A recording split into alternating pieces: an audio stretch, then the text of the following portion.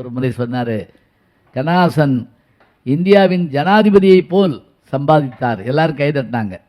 ஆனால் அவர் இந்தியாவை போல் கடன் வாங்கினார் அப்படின்னு முடிச்சார். ஜனாதிபதியை போல் சம்பாதித்தார், ஆனால் இந்தியாவை போல் கடன் வாங்கினார். ஏன்னா நம்ம நிறைய நாட்டில் வாங்கிட்டு இருந்தோம்னு, அது அந்த காலத்தில் ராஜாஜி காலத்தில் சொல்லுவாங்க. அது சுதந்திரம் அடைஞ்ச நேரத்தில் நம்ம வந்து பெருசாக வளர்ச்சி இல்லாமல் இருந்தோம். அப்போ ஒருத்தர் வந்து அவருடைய உதவியாளர் கேட்டாராம், ஒரு நாட்டோட பேர் சொல்லி இந்த நாடு இருக்கா அப்படின்னு கேட்டிருக்காரு. நிச்சயமாக இல்லை அப்படின்னு ராஜாஜி. எப்படி இவ்வளோ உறுதியாக சொல்கிறீங்க அப்படின்னு.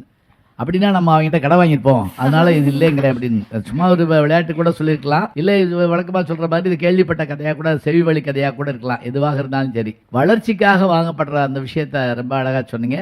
ரெண்டு பேருக்குமே ரொம்ப பாராட்டுகள், வாழ்த்துக்கள். நல்லா இருக்கு. கடன்ல ஒரு முக்கியமான கடன் இருக்குயா, சாமானியர்களுக்கும் சொந்த வீடு கனவை நிறைவேற்றி கொடுத்த வீட்டு கடன் ஒண்ணு.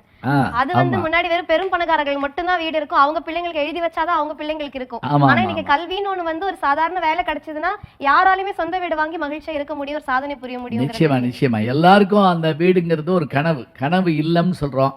அது எப்படியோ இப்ப வாடகை வீட்டுல இருக்கிற போது அதுக்கு வாடகை கொடுக்கறதுக்கும் சொந்த வீடு கட்டி அதுக்கு கடனுக்கு அந்த பணம் கட்டிக்கிட்டு இருக்கிறதுக்கு வித்தியாசம் என்னன்னா, எதா இருந்தாலும் எங்க வீடு அப்படின்னு சொல்லக்கூடிய ஒரு ஒரு நல்ல விஷயம் இருக்குது. அதில் நல்லா சொன்னீங்க, ரொம்ப மகிழ்ச்சி. ஆனால் ஐயா ஐயா ஐயா நீங்கள் ரெஃபர் பண்ணுற படங்கள் எல்லாம் பார்க்கும்போது நீங்க எந்த வருஷம் பிறந்தீங்கன்னு கேட்கறதுக்கு பதிலா நல்ல வேலை எந்த நூற்றாண்டுல பிறந்தீங்கன்னு கேட்கணும் போல இருக்குங்க ஐயா. என்ன மாதிரி ரெஃபரன்ஸ் எல்லாம் ஐயா கொண்டு வர்றாரு? ஐயாக்கு ஒரு பெரிய கிளாப். என்ன மாதிரி தகவல்கள் வருது?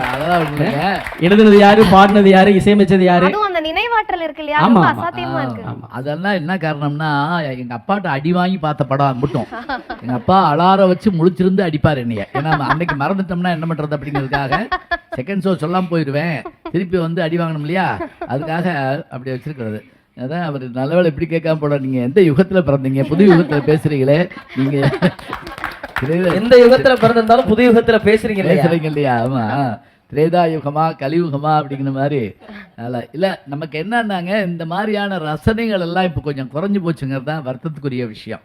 அதான் உண்மையான ஒரு பேச்சு.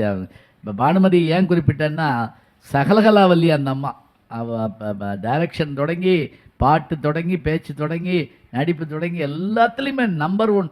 எல்லாத்த காட்டிலும் தெலுங்குல அத்தகாருங்கிற ஒரு நாவலுக்கு சாகித்ய அகாடமி விருது வாங்கியிருக்காங்க.